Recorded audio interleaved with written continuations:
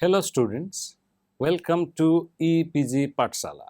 I am Dr. Prasanna Kumar Patra from Utkal University, Bhubaneswar. Today we will discuss about the module Methods of Studying Human Growth from the paper Human Growth, Development and Nutrition. Let us see what we are going to learn from this module. This module will focus on different methods employed in studying growth pattern among population groups. It will elaborate on the advantages and disadvantages of studying growth of children in all age groups, following cross-sectional, longitudinal, semi-longitudinal, linked longitudinal and mixed longitudinal design. Child's net growth at a given point of time is a resultant of interaction between genetic and environmental factors. A child's growth rate reflects his state of health and nutrition better than any other single index. The average value of children's heights and weights reflect accurately the state of a nation's public health. The relevance of human axiology as predictor of health status of individual as well as population as a whole has evolved considerably over the years. It involves concepts which are closely related to the processes governing today's rapidly changing biosocial environment. It is well known that child's net growth at a given point of time is a resultant of the interaction between genetic and environmental factor. The childhood environment and growth in particular offered as possible predictors of health outcomes and longevity have scarcely been studied, perhaps for and of either necessary infrastructure or use of proper and precise methodology. For proper understanding of the concept like maximal growth may not be equal to optimal growth. Also, to explore if adult stature is a proxy measure for growth during childhood, relationship of disease and other growth affecting factors should be more rapidly demonstrated by directly relating growth parameters to later health outcomes. Hence, to understand aforesaid issues, it becomes imperative on the part of health professionals, axiologists, anthropologists, and nutritionists to use precise methods of studying human growth to arrive at meaningful conclusions. Rather than merely quantifying the extent of change that occurs in different body parts of a growing child. During growth examination surveys, children investigators are more concerned with mean values and accompanying different measures of variability statistics pertaining to any of the body parameters measured amongst group of children rather than with the nature of growth pattern exhibited by them. Therefore, to obtain adequate set of age and sex-specific data to be used for comparative evolution, researchers most commonly adopt cross-sectional or longitudinal approach to carry out research in the field of human growth. In between a mixed longitudinal or semi-longitudinal or linked longitudinal method that represents short-term limited application of the longitudinal technique or an extension of cross-sectional approach is often employed. It talks about different methods of studying human growth. Those methods are cross-sectional method, longitudinal method, mixed longitudinal method, linked longitudinal method, and semi-longitudinal method.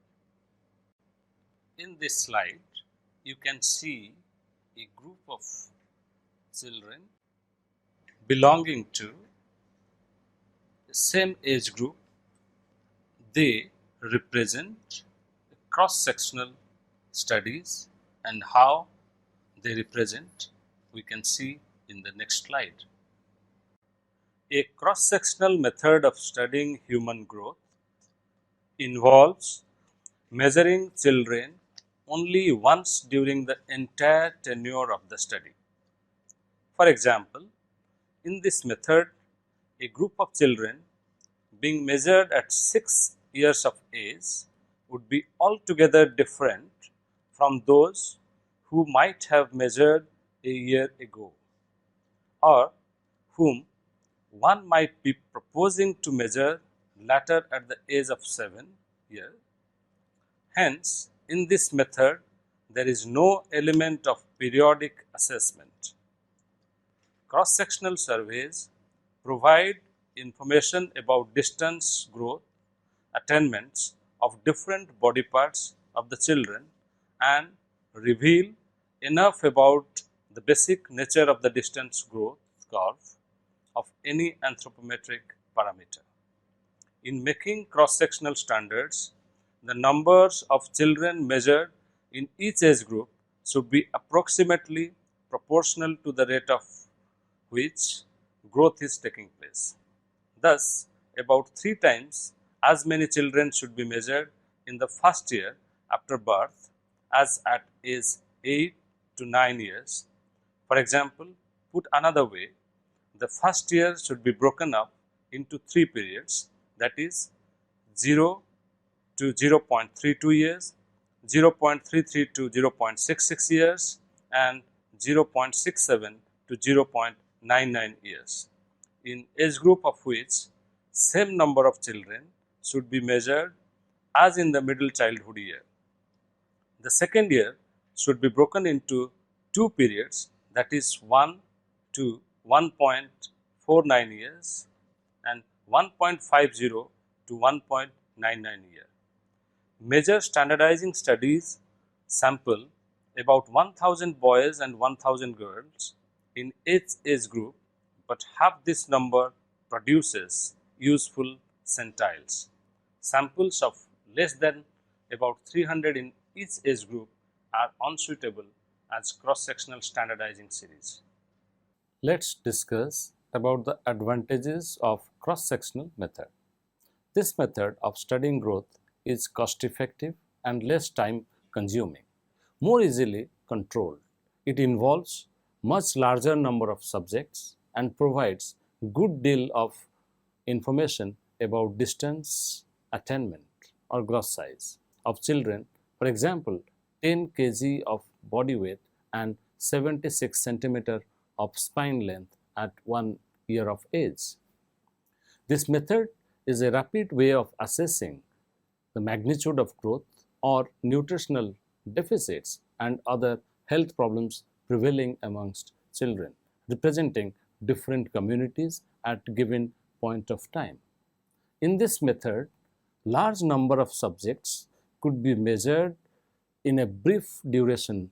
Thus, data generated through cross-sectional surveys are often considered as better representative of a population and may be used to establish cross-sectional growth standards. And the disadvantages are, owing to their basic inherent nature, cross-sectional studies have one chief drawback. They can never provide information about the differences in rate of growth, that is, growth velocity of different body parameter, as they remain devoid of periodic follow-ups of children. Actually, it is these differences which provide insight into the dynamics of growth of children known to be controlled by genetic, variety of environmental, nutritional, psychological, socio-cultural, and economic factors. Another limitation of cross-sectional data is it does not precisely reveal about timing of occurrence of some particular phases of growth of children, like the onset of juvenile growth spurt, adolescent and attainment of peak height velocity, etc. in clear terms, as cross-sectional studies do not involve repeat examination of children So, growth velocity related information obtained from such data misleads to arrive at faulty decisions. Therefore, it is a question computation of growth velocity of any body parameter should never be made from cross-sectionally gathered sets of data.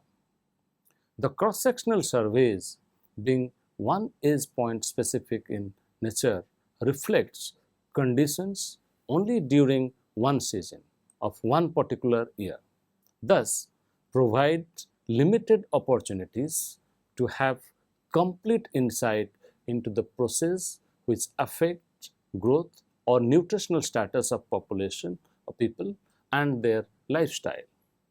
Thus, to obtain such standards, we need a longitudinal study. This is a very interesting slide which shows different stages of human life, starting from infancy up to old age. Longitudinal method. In a longitudinal method of studying human growth, each child enrolled in the study is periodically measured for one or more body parameters at fixed time intervals throughout the study plan. For example, all children measured at age 6 years will remain as the same as those who were earlier examined at age 5 years. The constancy of sample size and strict adherence to stipulated periodicity at which children are to be followed up remain the prime requisites of this study. A growth study may be longitudinal for any number of years. It may extend postnatally from birth to even 20 plus years. However, in actual practice, because of variety of reasons, it may not be possible to measure same group of children over a prolonged duration of time. To obtain the simplest type of velocity standards, individuals have only to be measured twice. This is what was done in the large-scale London standardizing study of 1996-97 and the Cuban national study of 1972 to 74. More intensive longitudinal studies follow the children over longer periods. The investigator then has to fit a growth curve to the serial measurements of each individual. For many purposes, graphical fits are sufficient, but mathematical curves may also be employed. The major drawback of a comprehensive longitudinal study is the time it takes to complete and the relatively small number of subjects that can be followed. To overcome these problems, Eveleth and Tanner in 1976 suggested a good design of linked longitudinal studies that we will discuss in next slides. In this slide, the figure given shows the distance curve of growth of a son and some students, those who were the first to be studied longitudinally. The Count du Montbéliard of France measured the stature of his son every 6 months from the boy's birth in 1759 to his 18th birthday. These data are usually considered to constitute the first longitudinal study of human growth. This was thus the first example of a distance curve of growth. Another 18th century longitudinal study of growth is that of the students of the Karlsruhe conducted between the years 1772 and 1794. The growth data showed that the sons of the nobility were, on average, taller than the sons of bourgeois during the growing years, but that both groups achieved an approximately equal height at 21 years of age. Thus, the sons of the nobility experienced and advancement of the rate of growth. In 1835, Lambert Adolph Quetelet published the first statistically complete study of the growth in height and weight of children. Quetelet was the first researcher to make use of the concept of the normal curve, which is in today's it is commonly called the normal distribution or bell-shaped curve, to describe the distribution of his growth measurements, and he also emphasized the importance of measuring samples of children rather than individuals to assess normal variation of growth. Statistical approach of Quetelet was followed in Europe by Luigi Pigliani. He began his studies on the size and fitness of Italian military personnel. He later applied his methods to children and demonstrated that the growth status of orphaned and abandoned boys ages 10 to 12 years improved after they were given care at a state-run agricultural colony. Pigliani also noted that children from the higher social classes were taller and heavier than poverty-stricken children. Finally, he was taking longitudinal measurements of the same children. From these, Pigliani noted that menarche almost always followed the peak of the rapid increase in growth that takes place during puberty. Various advantages of longitudinal study. They are: 1. It economizes on subjects. 2. It can provide information about individual change. 3. Longitudinal studies, besides providing information about distance, that is gross size, growth attainments, also provide growth velocity related data which offer true insight about the growth rates, velocity of different body parameters with which these change periodically over a period of time. Such changes in the different body parts of a growing child may be incremental or decremental in nature. As the growth velocity denotes innate capacity of a child to grow and develop, so these studies help to understand the influence of various environmental, nutritional, seasonal variations, disease and climate related factors on growth dynamics of children. Then, most illnesses in childhood are short-termed. Longitudinal studies provide opportunity to have information about the duration of any disease or nutritional deficiency with which any child might have remained afflicted with for a longer period. Similarly, effect of any intervention, that is medical or nutritional, may also be assessed precisely through these studies, as children included in such surveys are often monitored periodically. We discuss various disadvantages that the longitudinal growth studies have. Longitudinal growth studies are very expensive and difficult to organize. Lot of time and effort are consumed to carry out, analyze and interpret voluminous data which are often generated over the years. These studies require a lot of motivation, commitment as well as patience on the part of both subjects as well as researchers to be present on the stipulated date and time of examination during the entire duration of the study, which in fact for obvious reasons is not possible for a very long duration. Longitudinal studies involve examination of limited number of children. It is not always possible to maintain consistency of sample size throughout the entire span of the study. These studies exhibit substantial sample attrition rate. Many subjects have to leave the study as they move to new places, mainly because of social as well as occupational reasons. Additionally, longitudinal study is computationally very intensive.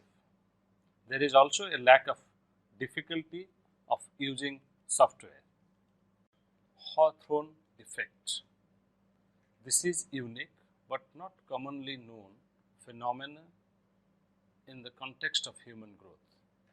The principal drawbacks of longitudinal studies are the time these take to complete and the small number of subjects that can usually be followed up. One of the ways to maintain adequate sample size in such studies is to generate a high level of involvement amongst children participating in the study. The phenomenon of greater involvement of parents in a longitudinal series yields to Hawthrone effect, which results from subjects knowing that they are a part of study. According to Johnson, continuous and persistent healthcare advice to the parents whose children are a part of longitudinal study may become aware of relationship between growth and needs for proper environment. As a result, they may change their children's diet included in the longitudinal study. Linked longitudinal studies. Linked longitudinal method studies covering the age of 0 to 6, 5 to 11, 10 to 15, 14 to 20 years.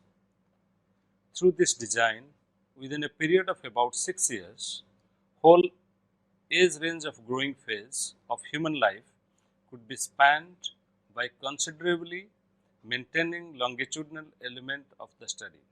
However, to obtain smooth joins of the data collected during short intervals and efficient sampling of the population has been advocated by these authors.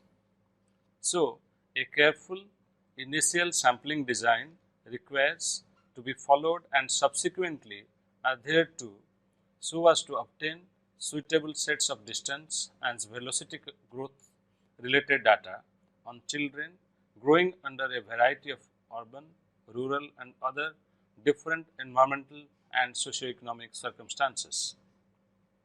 For an intensive investigation of the relation between continuously unfolding events in individuals and very often for clinical investigation of growth disorders, long-term longitudinal studies, even from birth to maturity, are necessary. For some outcomes, types of problem, follow-up studies suffice, wherein a cohort is studied at relatively few ages. The British National Child Development Survey is an example, wherein a national sample of all children born in 1 week of March 1958 was studied again at ages 7, 11 and 15.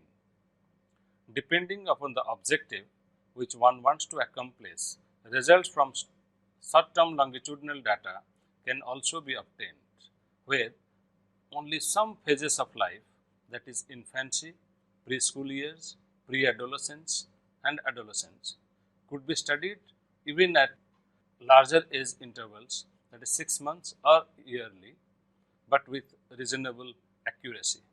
Now, we will discuss mixed longitudinal method to study human growth and development. A series study in which a group of children is followed such that some children leave the study and others, if desired, join it as new entrants at some age point is termed as mixed longitudinal study. It is not always possible to maintain constancy of sample size, particularly when a longitudinal study is to be carried out for a number of years. Usually, in populations which show more of mobility, children often accompany their parents and leave the villages or towns or cities, etc. Many a times, some children, because of unwillingness, stop participating, and others, particularly during adolescence, feel reluctant to get examined for sexual maturity ratings, etc. And often do not report for examination. In addition to this, many a times, some local, seasonal, socio-economic and health-related reasons come into play and children fail to report for investigations. The reasons may be of permanent or temporary nature, but these affect the sample at different age points.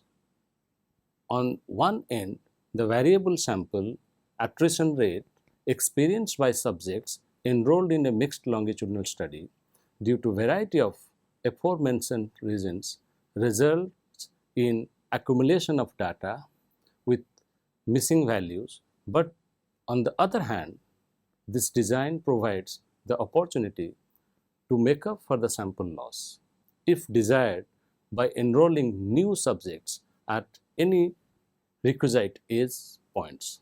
Mixed longitudinal studies are relatively cheaper to conduct and are also less time and effort consuming as compared to pure longitudinal studies. These studies, like pure longitudinal studies, provide us with both distance and velocity growth related data with reasonable authenticity.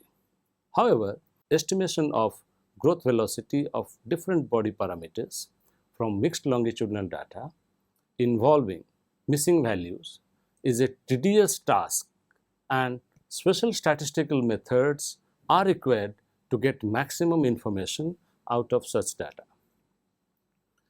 To extract out maximum distance and growth velocity related information from mixed longitudinal series, that is one in which children enter and leave the study at a different age, giving variable degree of longitudinally, the use of statistical methods given by Tanner 1951 and Goldstein in 1987 are found to be most efficacious.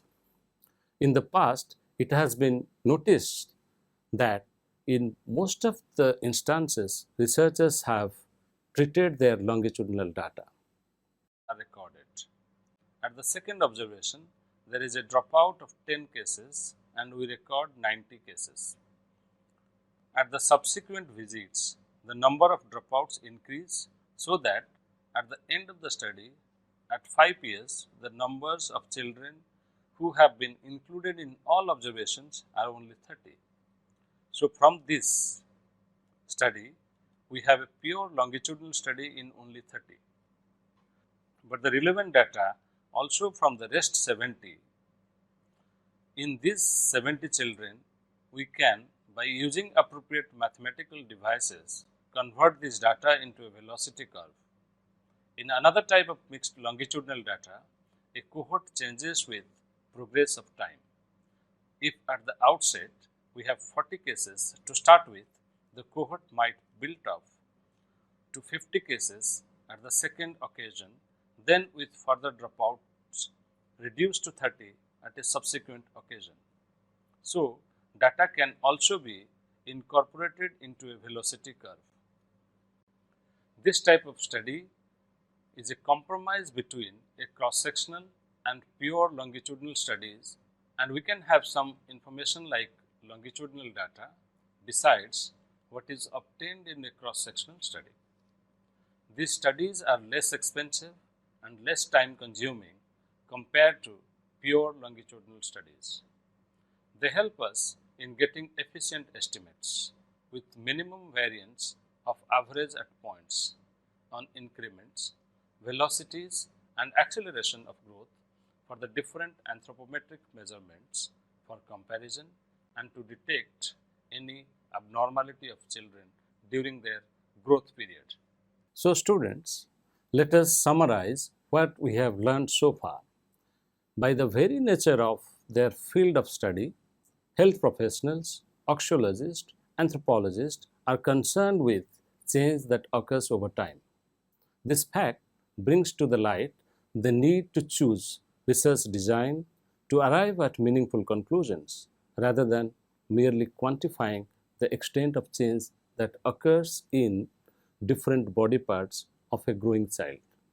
So far, 5 methods have been employed in growth studies. These are longitudinal method, cross-sectional method, linked longitudinal method, mixed longitudinal method, and semi-longitudinal method.